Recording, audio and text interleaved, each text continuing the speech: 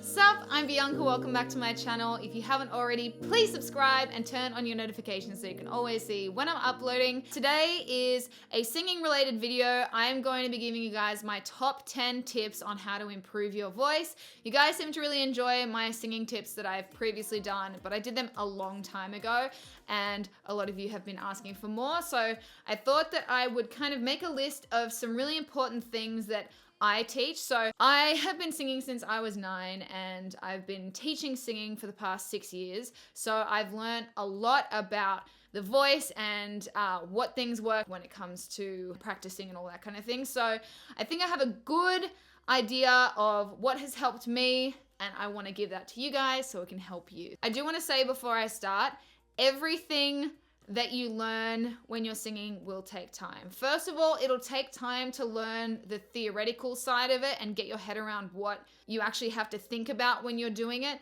And then also the physical side takes a while because we're using a lot of different muscles. You have to train those muscles to do what you want them to do. And that can take a while and it can be a little bit frustrating, but the more you work on it, just like if you're going to the gym for any other muscles, it's the same with your voice. You've just got to keep working on it and working on it. And you will get there. Another thing to remember is you kind of want all of these things to happen harmoniously at the same time. So if you've got one of these techniques working down pat for you and you know exactly what you're doing there and something else isn't working, it's not gonna feel easy. It's not gonna work well for you. So these are some tips that when you're practicing, if you're feeling like something isn't quite working, have a look down the list, see what you may or may not be doing, and then, you know, try each of those things and see what works. Everyone has different voices to start with, and everyone will have, you know, natural ability somewhere. So everyone will have a different process and will find different techniques easier than others. Singing is very different to any other instrument because you can't show someone what they need to do. So when someone is learning to play the piano, you can show them what they need to do, or you can show them what they need to do on guitar. Singing, you have to be able to feel exactly what's going on inside you and use certain muscles and kind of understand what someone's telling you, but actually feel it happening. And that can be really difficult when you have muscles that you haven't used before. Trying to find them and then use them in a very specific way can be very difficult. So just be patient with yourself. Don't give yourself a hard time if it's taking a while. It just totally depends on the way your body works and how well you can kind of understand and put in place these techniques. I'm gonna start with breath.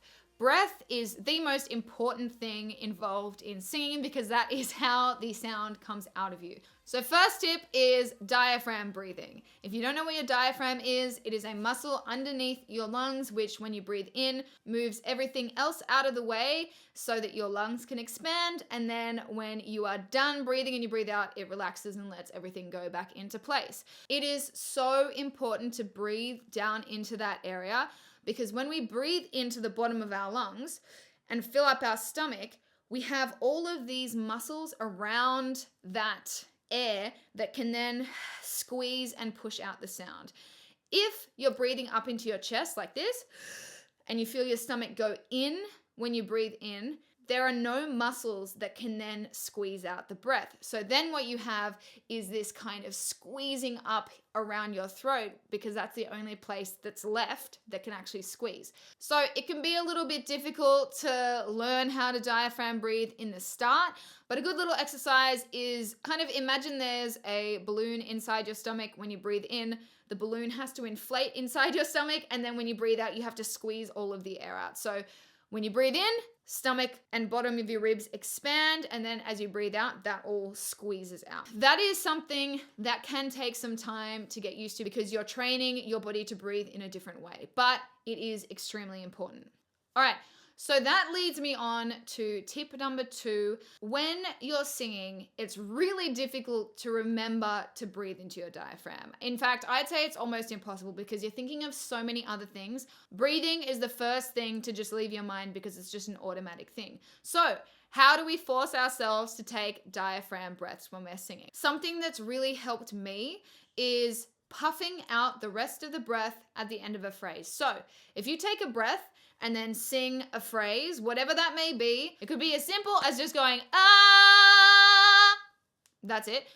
You use a certain amount of breath during that phrase. Now, if you don't use all of your breath, which most of the time you won't, most of the time you'll have breath left over, it will be sitting there in your lungs. And if you don't ditch it before you go to the next phrase, it'll kind of stay there and you'll do these little top-up breaths. If you're singing something really fast, you can start to feel like you're suffocating or you just don't have enough air when you're actually completely full of air. So, as an example, instead of going, ah, like that and moving on to the next phrase, you want to go, ah, see that at the end?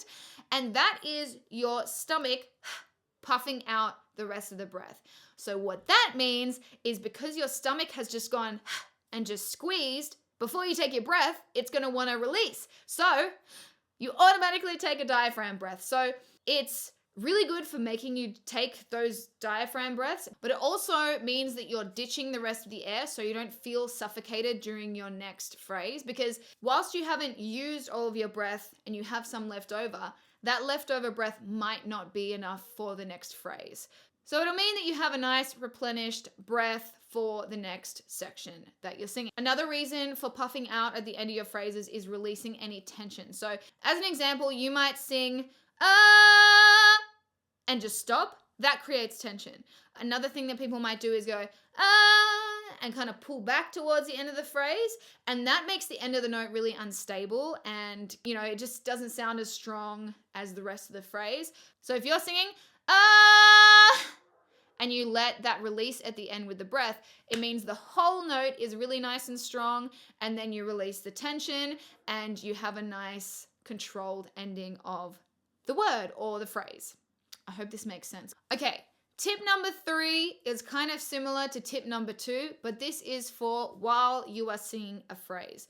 You always want to keep the sound and the breath moving forward. So you never want to kind of stop or pull back because that interrupts the flow of the sound. So when you're singing, vowel sounds are open sounds, so the breath moves forward with them.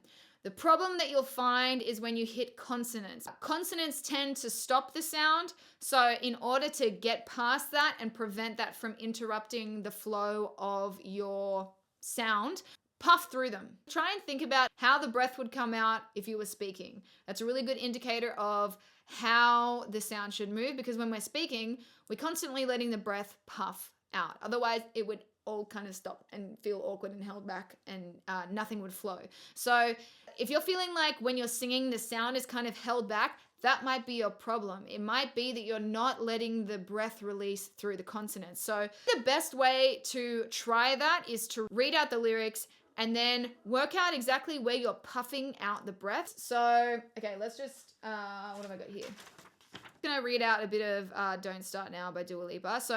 So moved on, it's scary. So moved on, like there's a puff there. It's scary, there's like a puff there. Yeah, you can kind of go through and underline where there is a puff of breath, and then when you're singing it, see if you're puffing out the breath, and that will give you a good indication of whether or not you're letting that breath flow nicely through the words. Tip number 4, this is going to be the last one to do specifically with the breath. Only use as much breath as you need. Just like I said in the previous tip, think about how you would speak the sound or how you would yell the sound. So if you're singing something quite low and relaxed, you really don't need to take in that much breath at all. It just depends on how long your phrase is. So if you have a really long phrase, then yes, you might need to take a big breath before you sing a low part. But generally, you only need to take as much breath in as if you were talking to someone. When you're speaking to someone, you don't go, hey, how you going? You just start talking. And it should be the same thing when you're singing in those low areas. Completely different story when you're singing up high. When you're singing high, it's kind of a similar area to where your yelling voice is. So if you're like, hey, how you going? You take a breath before you sing that. It's the same thing with singing. So you might just need to take a slightly bigger breath if you're holding a note longer, but only take in as much breath as you need. I think it'll mostly help in the extreme. So down really low, don't take massive breaths. It'll make it so much easier to control the sound. But make sure you have enough breath to support higher notes. This also goes for long versus short phrases. So when you're going through a song, try and kind of work out how much breath you need for each phrase. And as you're coming up to that, if it's a really long phrase, make sure you take a nice big deep diaphragm breath and control how much breath is coming out with the sound so that you can get to the end of that phrase without sounding like you're dying. Also, if it's a really short phrase, you won't need that much breath, so you don't have to over prepare, because over preparation is just as bad as under preparation. If you have too much breath just waiting to go out, it is just as difficult to control as if you don't have enough breath. So that's a good little thing to remember. Moving on, now we're going to talk a little bit more about kind of tone. Tip number 5 is hit the notes straight away. So again, when we look at how we speak, we don't kind of lead up to it. If you're yelling to someone, you don't go, hey! But a lot of the times we do that when we're singing because we're scared that hitting the note will, not hit it right and it'll come out terribly. The problem with that is if you don't prepare your body to make that sound, you're more likely to fail. So this is more so to do with higher notes because they're a little bit scarier, and so that's where people tend to hold back. So if you think about when you yell, you just go, hey! And if you hold your stomach and try that, just going, hey! You can feel all of your stomach muscles squeeze and push out the sound when you do that. That is exactly what we want when we're singing in our chest voice. The reason is, just like with our diaphragm breathing, all the muscles down in your stomach are doing the work as opposed to the muscles up here. And once you've started pushing from here, you can't bring this in. You want to make sure your stomach muscles have started the push, and then they can control the rest of the note or phrase or whatever. That's really important to make sure that no strain is happening up here. All right, tip number 6 is smile. When you are singing, if you're trying to get a higher note, smiling will brighten the sound and make it much easier to get those notes. Similarly, if you're singing low, smiling will also brighten the sound and it will make that sound more kind of on the same level as your mid-tone voice. So, sometimes if you're singing something low, it can kind of sound a little bit more rounded. But if you smile and do it, it should brighten the sound and just make that tone sound a little bit more even, so there's not as much of a difference when you're going into different areas of your voice. Tip 7 is to pronounce words with your tongue. This takes a little bit of time to get used to because you're training your tongue to do a lot more than it usually does. Usually when we speak, we use our lips a lot, but when we're singing, you want there to be space at the front of your mouth. If we look at just vowel sounds to start off with, an E and an O are going to sound very different. And you don't want a massive difference between sounds because it can feel very jarring. If you're singing something that's really nice and bright in that kind of E area, and then all of a sudden you have an O that comes in and just closes off the sound, it's not going to sound very good. You're going to lose a part of the song and it'll lose that flow. So a good thing to do is to get the back of your tongue to control the vowel sounds and the front of your tongue to control consonants. So a good way to practice that is to just do e, a, o, u with a smile. So trying to get just the back of your tongue to create those vowel sounds. And then you have the front of your tongue to do everything else. Pretty much everything except for M, B, and P's you can do with your tongue. So if there are any others, let me know down below. But if you can do that, it'll mean that you'll have a much more even tone and you'll be able to control what tone you want. That's the main thing. It's not just having everything sound the same. It's being able to decide how you want it to sound so that you're not just stuck singing in one kind of way. You can kind of be a little bit more flexible in your tone or style. Okay, tip number 8, work on your soft palate. So your soft palate is at the back of your throat and it kind of opens when you yawn and it goes really squeezy when you make a squeezy sound. A good way to find it is to do some sirens. So, you'll find that as you go lower, it'll open, and as you go higher, it will squeeze. So your soft palate will take a while to train. It's a muscle that's not really used that often when we're speaking, especially, the tiny movements that we want it to do. So you can use your soft palate to change the tone of your voice. So if it's very open, you'll have a very breathy tone. If it's very squeezy, you'll have a really strong pure tone. It's also responsible for your vibrato, and it also controls your little movements when you're doing runs. So, like all that kind of stuff is done with your soft palate and the tiny little movements that it does. Often you'll see people kind of using their chin. It doesn't do anything. In fact, it pretty much just hinders you. A lot of people will just do that because they haven't been told not to do it, or because they naturally can use their soft palate in that way. That kind of doesn't affect them. So it's just a habit for some people, but it can actually make it much more difficult for you. If you're not naturally able to use your soft palate in that way, then using your chin and everything will actually hinder you. So if you're someone that doesn't really have too much control over your soft palate, I was when I started singing. I had no control over it. Just start by doing really slow runs and make sure that you're not moving your chin or anything else when you're doing them. Watching yourself in the mirror is always a really good idea because you can see what you're doing. Oftentimes you won't be able to feel what you're doing. If you have a visual cue, then you'll be much more likely to keep everything still. I used to have that problem where I'd be singing and I'd be using my chin, but I couldn't feel it. And my singing teacher would be like, "Oh my God, can you please stop using your chin?" And I'd be like, "I'm not." And then I'd look in the mirror and clearly my chin was moving. So yeah, I would highly recommend watching yourself in the mirror when you're practicing, as awkward as that is, because you can pick up on what you might not be feeling. All right, moving on to tip number 9 is twang. Twang is like my favorite thing in the world. It is basically having a really squeezy soft palate. This helps a lot when you're trying to get high notes and strong notes. So when you're singing, the higher you go, the more breath you use. And if you're keeping your soft palate the same position as you go up higher, you're going to have to push out more and more and more breath to be able to support the note. If your space gets smaller and smaller as you go higher, you don't have to use anywhere near as much breath. So you're cutting out all this wasted breath that would just be used to just push out the sound, and you can use it much more cleverly or much more practically.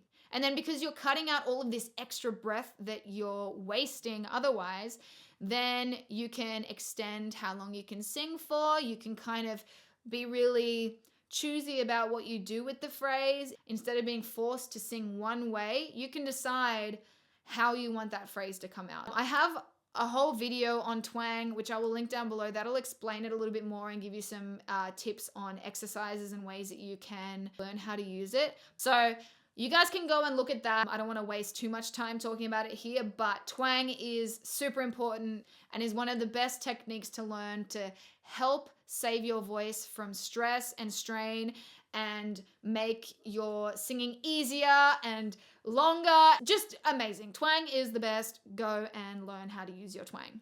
My last tip, tip number 10, is copy other singers and try different styles. That sounds weird, I know. It's not so that you sound like other people. It's so that you can figure out different ways of using your voice and see what works best for you. When you start singing, you will have one way of singing, one way of pronouncing words, and that'll be it.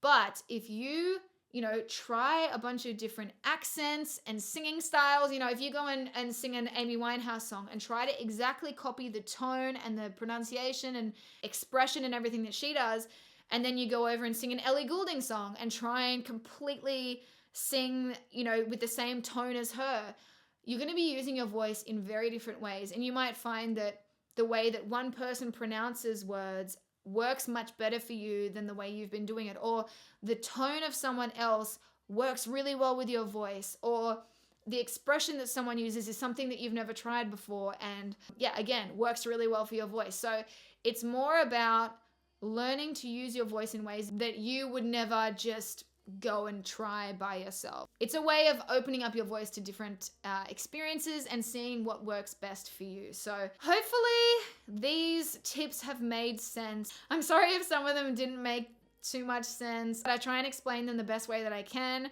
But if you have any other questions, please let me know down below. I hope this helps some of you. Again, this is stuff that takes time, but it's good to have a little checklist and go through when you're practicing. If something isn't feeling right and you've been using your twang and you've been thinking about your diaphragm breathing, but maybe you're not pronouncing with your tongue, then you can, try that, and that might help you as well. So yeah, I hope you guys get something out of these tips and you enjoyed this video. Please let me know if you have any other requests for singing tips or performing tips or anything like that. But yeah, other than that, I hope you guys have a wonderful week, and I'll see you in my next video. Bye.